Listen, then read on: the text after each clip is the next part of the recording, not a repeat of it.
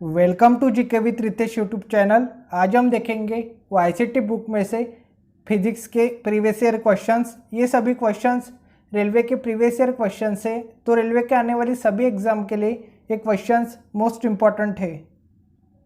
आज का first question, चांदी का अपेक्षित घनत्व 10.8 है, पानी का घनत्व 10⁻³ kg मीटर माइनस क्यूब है। ऐसा मात्रक में चांदी का घनत्व क्या होगा? इसका जो सही आंसर है वो ऑप्शन नंबर है 10.8 into 10⁻³ kg metre minus cube. किसी पदार्थ का घनत्व तथा जल के घनत्व का अनुपात अपेक्षित घनत्व कहलाता है। शुद्ध जल का 4 डिग्री सेल्सियस पर अपेक्षित घनत्व 1 होता है। जैसे चांदी का अपेक्षित घनत्व 10.8 है, पानी का घनत्व 10⁻³ kg मीटर माइनस क्यूब है, तब ऐसा मात्रक में चांदी का घनत्व 10.8 into 10⁻³ kg metre minus cube होगा। नेक्स्ट क्वेश्चन,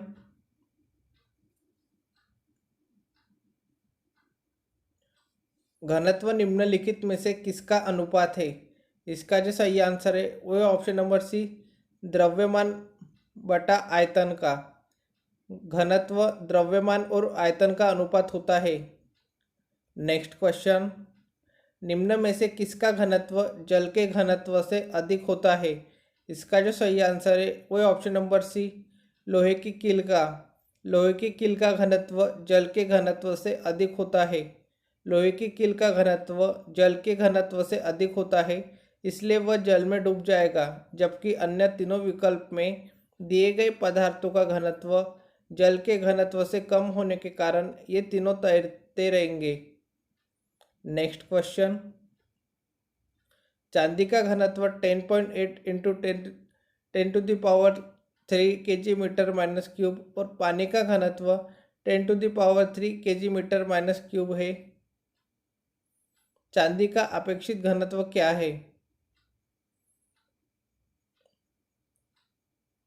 तो यहाँ पे फॉर्मूला लगेगा, अपेक्षित घनत्व इज इक्वल्स टू चांदी का घनत्व अपन पानी का घनत्व। जहाँ पे दिया है चांदी का घनत्व 10.8 इंटू 10⁻³ और पानी का घनत्व है 10⁻³, तो ये कैंसिल होंगे, तो इसका जो आंसर आएगा वो आएगा 10.8, जो कि ऑप्शन नंबर सी में। अपेक्षित घनत्व की कोई इकाई नहीं होती। नेक्स्ट क्वेश्चन, सापेक्ष घनत्व के बराबर है। इसका जो सही आंसर है वह ऑप्शन नंबर सी, पदार्थ का घनत्व बटा पानी का घनत्व के बराबर है। सापेक्ष सापेक्ष घनत्व पदार्थ का घनत्व बटा पानी का घनत्व के बराबर है। किसी तरल या पदार्थ का सापेक्षिक घनत्व उस पदार्थ का घनत्व तथा जल के घनत्व का अनुपात होता है।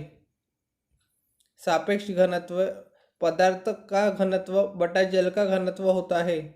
नेक्स्ट क्वेश्चन, किसी पदार्थ का अपेक्षित घनत्व क्या है? इसका जो सही आंसर है वह ऑप्शन नंबर सी, पदार्थ का घनत्व बटा पानी का घनत्व। किसी पदार्थ का अपेक्षित घनत्व पदार्थ का घनत्व बटा पानी का घनत्व होता है। अपेक्षित घनत्व की कोई इकाई नहीं होती। नेक्स्ट क्वेश्चन, कणों की अधिकतम गतिज ऊर्जा में होती है। इसका जो सही आंसर है वो ऑप्शन नंबर है, गैस में। कणों की अधिकतम गतिज ऊर्जा गैस में होती है। अनुगति सिद्धांत के अनुसार गैस में अंतरानुक अवकाश ठोस तथा द्रव की अपेक्षा सबसे अधिक होता है, जिससे अणुओं के मध्य आकर्षण बल कम हो जाता है तथा गतिज ऊर्जा अत्यधिक होती है। फलतः ये स्वतंत्र पूर्वक अनियमित गति से सभी संभव दिशाओं में गति करते हैं। नेक्स्ट क्वेश्चन, वह स्थिति जिसमें अणुवीय आकर्षण अत्यधिक दृढ़ होती है। इसका जो सही आंसर है वो ऑप्शन नंबर है, ठोस। ठोस में अणुवीय आकर्षण अत्यधिक दृढ़ होती है। वह स्थिति जिसमें आणविक आकर्षण अत्यधिक दृढ़ होती है उसे पदार्थ की ठोस अवस्था कहते हैं। ठोस में अणु बहुत पास पास होते हैं। इसमें आकर्षण बहुत अधिक होता है। ठोस में अणुओं की संख्या सबसे ज़्यादा आकर्षण ठोस में होता है, उसके बाद द्रव में, फिर गैस में होता है। नेक्स्ट क्वेश्चन, गैस में आणविक गति के वितरण पर तापमान में वृद्धि के प्रभाव के संबंध में निम्नलिखित में से कौन सा कथन सत्य नहीं है? इसका जो सही आंसर है वह ऑप्शन नंबर बी, सबसे संभावित गति के साथ अणु का अंश बढ़ता है। ये कथन सत्य नहीं है। गैसों में आणविक गति के वितरण पर तापमान में वृद्धि के प्रभाव से सर्वाधिक संभावित गति बढ़ जाती है। वितरण व्यापक हो जाता है और वितरण वक्र के तहत क्षेत्र उतना ही रहता है जितना निम्न तापमान के नीचे रहता है, लेकिन उस क्षेत्र में अणुओं की संभावित गति के साथ अणुओं का अंश बढ़ता नहीं। गैसों के अणुओं की गतिज ऊर्जा गैसीय तंत्र के परम ताप के समानुपाती होती है। गैस के अणु एक दूसरे को आकर्षित नहीं करते तथा वे स्वतंत्र होकर घूमते हैं। नेक्स्ट क्वेश्चन, गैस अनुगति सिद्धांत के अनुसार परम शून्य तापमान की प्राप्ति तभी होती है जब, इसका जो सही आंसर है वह ऑप्शन नंबर सी, अणुओं की गतिज ऊर्जा शून्य हो। गैस अनुगति सिद्धांत के अनुसार परम शून्य तापमान की प्राप्ति तभी होती है जब अणुओं की गतिज ऊर्जा शून्य हो। गैसों का अनुगति सिद्धांत, गैस के अणु लगातार पात्र की दीवारों पर टकराते रहते हैं जिससे पात्र की दीवारों पर दाब लगता है, इसे ही गैसीय दाब कहते हैं। गैसों के अणुओं में परस्पर आकर्षण व प्रतिकर्षण नहीं होता जिससे अणुओं की स्थितिज ऊर्जा शून्य होती है। गैस के अणुओं की गतिज ऊर्जा उस गैस के परम ताप के समानुपाती होती है। ताप 0 केल्विन तापमान पर गैस की गतिज ऊर्जा शून्य होती है। 0 केल्विन तापमान को परम तापमान कहते हैं। नेक्स्ट क्वेश्चन, ठोस, द्रव और गैस द्रव में विसरित होते हैं। विसरण के संबंध में निम्न में से कौन सा विकल्प सत्य है? इसका जो सही आंसर है वह ऑप्शन नंबर बी, गैसों की विसरण दर द्रव या ठोस की तुलना में अधिक होती है। द्रव में ठोस, द्रव और गैस तीनों का विसरण संभव होता है। ठोस की अपेक्षा द्रवों में विसरण की दर अधिक होती है। यही कारण है कि द्रव अवस्था में पदार्थ के कण स्वतंत्र रूप से गति करते हैं। ठोस की अपेक्षा द्रव के कणों में रिक्त स्थान भी अधिक होता है। ठोसों एवं द्रवों की तुलना में गैसों की संपीड्यता काफ़ी अधिक होती है। नेक्स्ट क्वेश्चन, यदि वायु में जल वाष्प की मात्रा अधिक है तो वाष्पीकरण दर, इसका जो सही आंसर है वह ऑप्शन नंबर ए, घटेगी। यदि वायु में जल वाष्प की मात्रा अधिक है तो वाष्पीकरण की दर घटेगी। यदि वायु में जल वाष्प की मात्रा अधिक है तो वाष्पीकरण की दर घटेगी। गर्मियों में जल नदियों, तालाबों तथा समुद्र आदि से वाष्पीकरण द्वारा वाष्प बनकर उड़ जाता है। गर्मियों की अपेक्षा सर्दी में जल के वाष्पीकरण की दर कम होती है।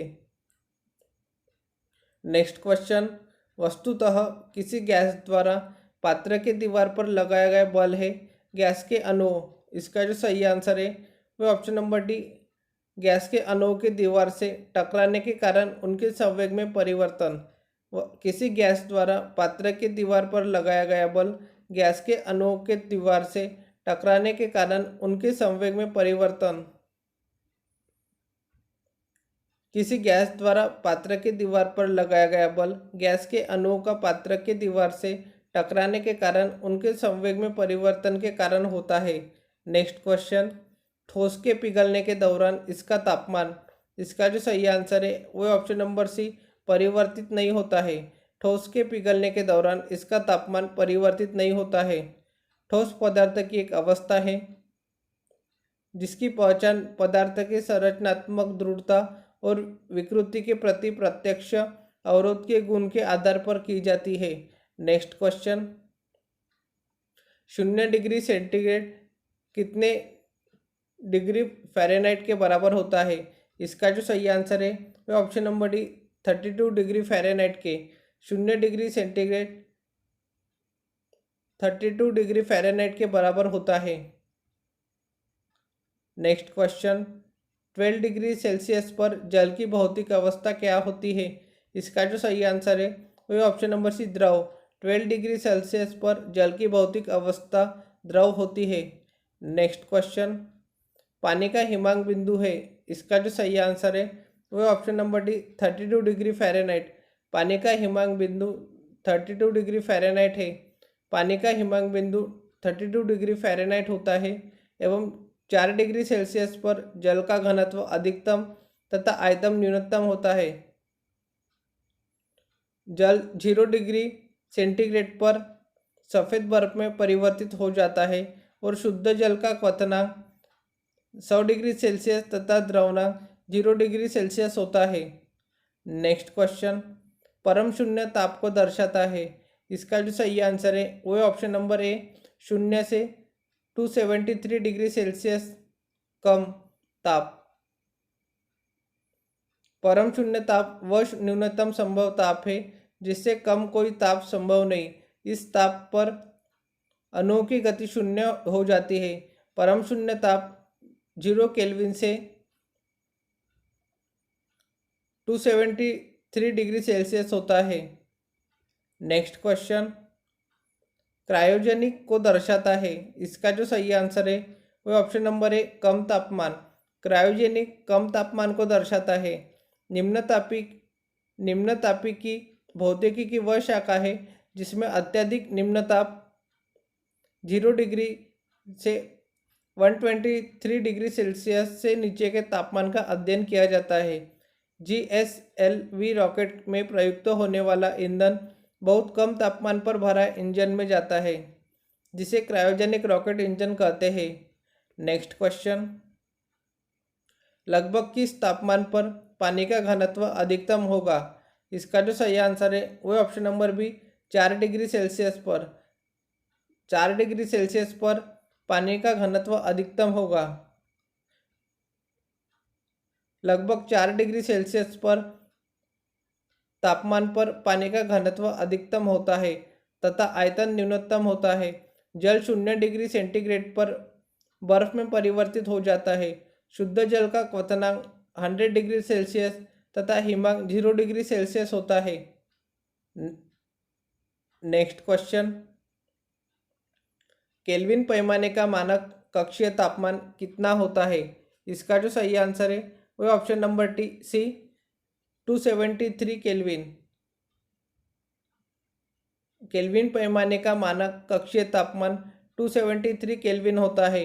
वैज्ञानिक कार्य के लिए कमरे का तापमान लगभग 20 से 25 डिग्री सेल्सियस या 98.4 डिग्री फ़ारेनहाइट 273 केल्विन होता है। अतः केल्विन पैमाने का मानक कक्षीय तापमान 273 केल्विन होता है। नेक्स्ट क्वेश्चन, सेंटीग्रेड जो तापमान के माप का यूनिट है निम्नलिखित में से किस पर नामित है? इसका जो सही आंसर है वो option number D, Anders Celsius. Centigrade जो तापमान के माप का यूनिट है एंडर्स सेल्सियस के नाम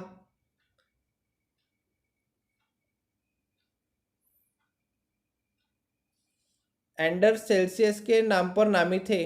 एंडर्स सेल्सियस पर नामित सेंटीग्रेड जो तापमान के माप की यूनिट है एंडर्स सेल्सियस एक स्वीडिश खगोलज्ञ थे। इन्होंने ही 1741 में उपसाला विश्वविद्यालय वेधशाला की स्थापना की। 1742 में इन्होंने सेल्सियस तापमान के स्केल प्रस्तावित किया। इस स्केल को बाद में कार्ल लिनियस ने 1745 में बदल दिया। नेक्स्ट क्वेश्चन, सेल्सियस एवं फ़ारेनहाइट स्केलों पर किस तापमान पर एक समान पठन दर्शाएगा? इसका जो सही आंसर है वो option number C, -40 degree. Celsius एवं फ़ारेनहाइट -40 डिग्री पर बराबर होते हैं। नेक्स्ट क्वेश्चन, परम शून्य दाब की प्राप्ति होती है। इसका जो सही आंसर है वो option number C, -273 degree Celsius के तापमान पर। परम शून्य दाब की प्राप्ति -273 डिग्री सेल्सियस के तापमान पर होती है। -273 डिग्री सेल्सियस तापमान को परम शून्य तापमान कहते हैं। परम शून्य तापमान वह तापमान है जिसके नीचे ताप संभव नहीं है। इस ताप पर गैसों के अणुओं की गति शून्य हो जाती है। नेक्स्ट क्वेश्चन, दाब शून्य निरपेक्ष के मान पर पहुंचता है। इसका जो सही आंसर है वह ऑप्शन नंबर डी, जब तंत्र की आणविक गति शून्य हो जाती है। परम शून्य दाब -273 डिग्री सेल्सियस के तापमान पर होता है। परम शून्य तापमान वह तापमान है जिसके नीचे ताप संभव नहीं। इस ताप पर गैसों के अणुओं की गति शून्य होती है। नेक्स्ट क्वेश्चन, एक अल्कोहल का क्वथनांक 78 डिग्री सेल्सियस है। केल्विन पैमाने पर तापमान कितना होगा? सेल्सियस से केल्विन में जाने के लिए 273 को ऐड करना पड़ता है, तो 273 में 78 ऐड करेंगे तो आएगा 351 डिग्री केल्विन, जो कि ऑप्शन नंबर डी में। तो एक अल्कोहल का क्वथनांक 78 डिग्री सेल्सियस है। केल्विन पैमाने पर तापमान 351 केल्विन होगा। नेक्स्ट क्वेश्चन, सेल्सियस से केल्विन पैमाने पर तापमान को बदलने के लिए आपको निम्न में से क्या करना होगा? इसका जो सही आंसर है वो है ऑप्शन नंबर बी, दिए गए तापमान में 273 जोड़ना होगा। सेल्सियस से केल्विन पैमाने पर तापमान को बदलने के लिए दिए गए तापमान में 273 जोड़ना होगा। नेक्स्ट क्वेश्चन, उस तापमान का मान कितना होता है जो मानव शरीर में सामान्य माना जाता है? इसका जो सही आंसर है वो option number C, 98.6 degree Fahrenheit. मनुष्य के शरीर का तापमान 37 डिग्री सेल्सियस या 98.6 डिग्री फ़ारेनहाइट होता है। जब शरीर का तापमान इन सामान्य स्तर से ऊपर हो जाता है तो यह स्थिति ज्वर या बुखार कहलाती है। नेक्स्ट क्वेश्चन, 273 केल्विन का मान क्या है? इसका जो सही आंसर है वो option number D, 0 degree Celsius. 273 kelvin का मान 0 डिग्री सेल्सियस है क्योंकि सेल्सियस स्केल 0 डिग्री सेल्सियस से शुरू होता है, जबकि केल्विन 273 केल्विन से शुरू होता है। इसलिए 0 degree Celsius is equals to 273 Kelvin होता है। नेक्स्ट क्वेश्चन, सेल्सियस और केल्विन तापमान के बीच क्या संबंध है? इसका जो सही आंसर है वह option number B, 0 degree Celsius 273 Kelvin के बराबर होता है। सेल्सियस और केल्विन तापमान के बीच संबंध डिग्री सेल्सियस प्लस 273 होता है, अर्थात सेल्सियस तापमान में 273 जोड़ देने पर केल्विन तापमान प्राप्त होता है। इस प्रकार से 0 degree Celsius is equals to 273 Kelvin होता है। नेक्स्ट क्वेश्चन, निम्न में से कौन तापमान का मात्रक नहीं है? इसका जो सही आंसर है वह option number B, pascal. Pascal तापमान का मात्रक नहीं है। फ़ारेनहाइट, सेल्सियस तथा केल्विन सभी तापमान के मात्रक है। पास्कल दाब का मात्रक है। नेक्स्ट क्वेश्चन, किस तापमान पर पानी तरल एवं ठोस दोनों स्थितियों में विद्यमान हो सकता है? इसका जो सही आंसर है वह option number B, 0 degree Celsius पर। 0 डिग्री सेल्सियस पर जल तरल एवं ठोस अर्थात बर्फ की अवस्था में विद्यमान हो सकता है। 0 डिग्री सेल्सियस ताप पानी का हिमांक बिंदु होता है जिस पर पानी बर्फ में बदलता है। 100 डिग्री सेल्सियस ताप पानी का क्वथनांक बिंदु होता है जिस पर पानी भाप में बदलता है।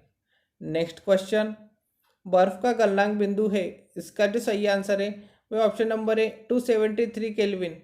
बर्फ का गलनांक बिंदु है 273 केल्विन। गलनांक वह निश्चित ताप है जिस पर संपूर्ण ठोस ऊष्मा ग्रहण कर द्रव में बदल जाता है। बर्फ का गलनांक वायुमंडलीय दाब पर 0 डिग्री सेल्सियस या 273 केल्विन होता है। नेक्स्ट क्वेश्चन, केल्विन पैमाने पर लिए गए ताप को सेल्सियस पैमाने पर बदलने के लिए आपको दिए गए ताप में होगा। इसका जो सही आंसर है वह ऑप्शन नंबर है 273 घटाना होगा। केल्विन पैमाने पर दिए गए ताप को सेल्सियस पैमाने पर बदलने के लिए आपको दिए गए ताप में 273 घटाना होगा। नेक्स्ट क्वेश्चन, घन वस्तु में ऊष्मा चालन का दर पर निर्भर नहीं करती। इसका जो सही आंसर है वो है ऑप्शन नंबर सी, घर्षण पर। घन वस्तु में ऊष्मा चालन की दर घर्षण पर निर्भर नहीं करती है, बल्कि ऊष्मा एक प्रकार की ऊर्जा है जो दो वस्तुओं के बीच उसके तापांतर के कारण एक वस्तु से दूसरे वस्तु में स्थानांतरित होती है। और ऊष्मा प्रवाह वस्तु के ताप, वस्तु में ऊष्मा की मात्रा तथा वस्तु के पदार्थ की प्रकृति पर निर्भर करता है। जो घन वस्तुओं में सामग्री का घनत्व, आयाम और इलेक्ट्रॉनिक विन्यास पर निर्भर करता है। नेक्स्ट क्वेश्चन, 0 डिग्री सेल्सियस पर तरल पानी के कणों में उसी तापमान पर बर्फ के कणों की तुलना में अधिक ऊर्जा क्यों होती है। इसका जो सही आंसर है वो ऑप्शन नंबर डी, क्योंकि बर्फ से तरल पानी में रूपांतरण की प्रक्रिया के दौरान बर्फ के कण ऊष्मा ऊर्जा को अवशोषित करते हैं। 0 डिग्री सेल्सियस पर तरल पानी के कणों में उसी तापमान पर बर्फ के कणों की तुलना में अधिक ऊर्जा होती है, क्योंकि बर्फ से तरल पानी में रूपांतरण की प्रक्रिया के दौरान बर्फ के कण ऊष्मा ऊर्जा को अवशोषित करते हैं। नेक्स्ट क्वेश्चन,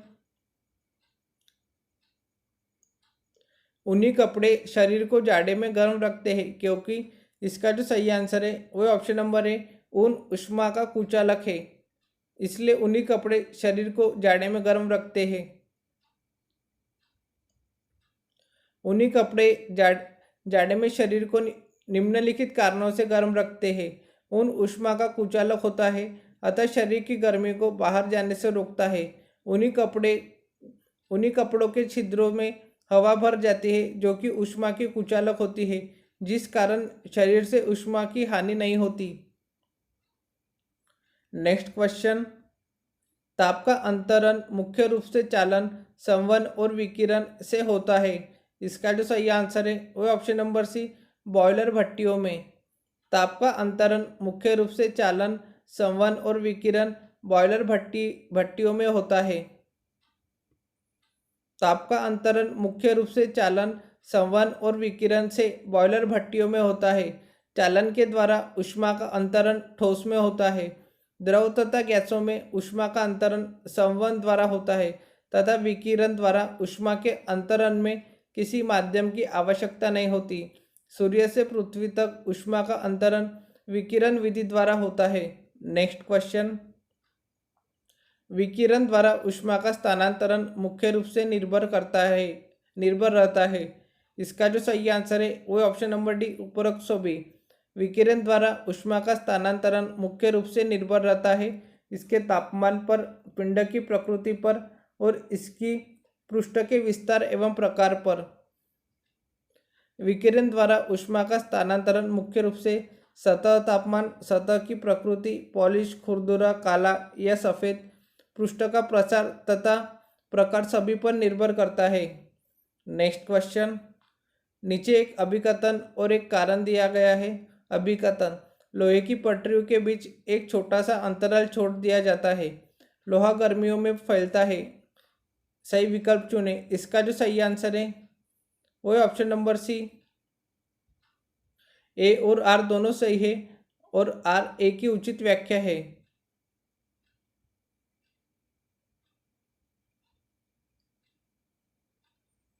लोहे की पटरियों के बीच एक छोटा सा अंतराल छोड़ दिया जाता है, ये कथन सही है। लोहा गर्मियों में फैलता है, यह भी कथन सही है। लोहे की पटरियों के बीच एक छोटा सा अंतराल छोड़ दिया जाता है क्योंकि लोहा गर्मियों में फैलता है, अतः कथन और कारण दोनों सही है तथा कारण कथन की स्पष्ट व्याख्या करता है। नेक्स्ट क्वेश्चन, तंत्र तरल पदार्थों को एक स्थान से दूसरे स्थान पर संचरण करती है। इसका जो सही आंसर है वो ऑप्शन नंबर है, संवहनी संबंधी तंत्र तरल पदार्थों को एक स्थान से दूसरे स्थान पर संचरण करती है। संवहन ऊष्मा के स्थानांतरण या संचरण की एक विधि है। किसी तरल पदार्थ में अणुओं के समग्र स्थानांतरण द्वारा ऊष्मा का लेन देन होता है। ठोसों में संवहन संभव नहीं है, किंतु तरल पदार्थों में संवहन ऊष्मा के संचरण की एक मुख्य विधि है।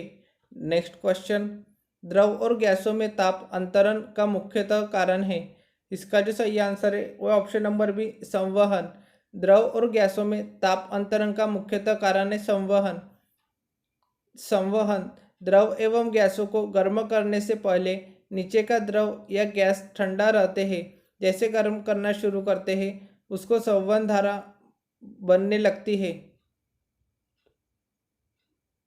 जिससे नीचे का ठंडा द्रव गर्म होकर ऊपर और ऊपर का ठंडा द्रव नीचे आता है। इसी तरह पूरे द्रव या गैस में ऊष्मा स्थानांतरित होती रहती है। नेक्स्ट क्वेश्चन, निम्नलिखित में से कौन सा विकल्प उष्णता का कुचालक बैट कंडक्टर है। इसका जो सही आंसर है वो ऑप्शन नंबर है, लकड़ी। लकड़ी उष्णता का कुचालक बैट कंडक्टर है। लकड़ी उष्णता का कुचालक है। विद्युत रोधी वे पदार्थ होते हैं जो तुलनात्मक रूप से विद्युत धारा और ऊष्मा के प्रवाह का विरोध करते हैं, या जिनमें से होकर समान स्थितियों में बहुत कम धारा या ऊष्मा प्रवाहित होती है। लकड़ी, बेकेलाइट, एस्बेस्टस, चीनी मिट्टी, कागज, पीवीसी आदि कुचालों के कुछ उदाहरण हैं। नेक्स्ट क्वेश्चन, बोरोसिलिकेट ग्लास बर्तन का माइक्रोवेव ओवन में प्रयोग किया जाता है क्योंकि। इसका जो सही आंसर है वो है ऑप्शन नंबर बी, यह अत्यधिक ऊष्मा प्रतिरोधी है। बोरोसिलिकेट ग्लास बर्तन का माइक्रोवेव ओवन में प्रयोग किया जाता है क्योंकि यह अत्यधिक ऊष्मा प्रतिरोधी है। बोरोसिलिकेट ग्लास बर्तन का माइक्रोवेव ओवन में प्रयोग किया जाता है क्योंकि यह अत्यधिक ऊष्मा प्रतिरोधी होता है। नेक्स्ट क्वेश्चन, इनमें से कौन विद्युत का काफ़ी अच्छा चालक है। इसका जो सही आंसर है वह option number C, graphite. Graphite विद्युत का काफ़ी अच्छा चालक है। ग्रेफाइट अधातु होती है। इसके अपवादात्मक गुण इसकी विशिष्ट संरचना के कारण होते हैं। इसके प्रत्येक परमाणु का चौथा संयोजी इलेक्ट्रॉन अलग परतों के मध्य उपस्थित होता है। यही मुक्त इलेक्ट्रॉन ग्रेफाइट को विद्युत का सर्वोत्तम चालक बनाते हैं। नेक्स्ट क्वेश्चन, किसी वस्तु में किसकी उपस्थिति के कारण वह विद्युत का सुचालक बनता है। इसका जो सही आंसर है वह option number C, electron. Electron की उपस्थिति के कारण वह विद्युत का सुचालक बनता है। किसी वस्तु में इलेक्ट्रॉन की उपस्थिति के कारण वह विद्युत का सुचालक बनता है। किसी चालक का विशिष्ट प्रतिरोध चालक पदार्थ से बने एकांक लंबाई एवं एकांक अनुप्रस्थ काट के क्षेत्रफल वाले तार के प्रतिरोध के बराबर होता है। सबसे कम विशिष्ट प्रतिरोध चांदी का होता है, इसलिए चांदी विद्युत की सबसे अच्छी चालक है। नेक्स्ट क्वेश्चन, निम्नलिखित में से कौन सा विद्युत का सुचालक नहीं है। इसका जो सही आंसर है वो ऑप्शन नंबर है, चीनी मिट्टी के बर्तन। चीनी मिट्टी के बर्तन विद्युत का सुचालक नहीं है।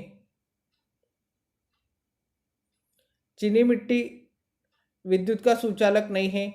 इसका रासायनिक जलयुक्त एल्यूमिनोसिलिकेट Al2O3 2SiO2 2H2O है। चीनी मिट्टी का उपयोग बर्तन, प्याले, कटोरी, थाली, अस्पताल में काम में लाए जाने वाले सामान, बिजली के पूर्वकारी इंसुलेटर, मोटर गाड़ियों के स्पार्क प्लग, ताप सह ईंटें इत्यादि बनाने में होता है। नेक्स्ट क्वेश्चन, निम्नलिखित में से कौन सा विद्युत आवेश का सुचालक है। इसका जो सही आंसर है वो ऑप्शन नंबर सी, तांबा। तांबा विद्युत आवेश का सुचालक है। जिन पदार्थों से होकर विद्युत आवेश सरलता से प्रवाहित होता है उन्हें चालक या सुचालक कहते हैं, जैसे चांदी, तांबा, एल्यूमिनियम आदि। जिन पदार्थ से होकर विद्युत आवेश का प्रवाह नहीं होता उन्हें अचालक या कुचालक कहते हैं, जैसे लकड़ी, रबड़, कागज। नेक्स्ट क्वेश्चन,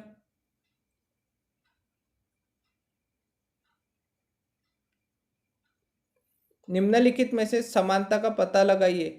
चांदी, तांबा, सोना, एल्यूमिनियम। इसका जो सही आंसर है वो ऑप्शन नंबर सी, ये सभी अच्छे सुचालक है। चांदी, तांबा, सोना, एल्यूमिनियम ये सभी अच्छे सुचालक है।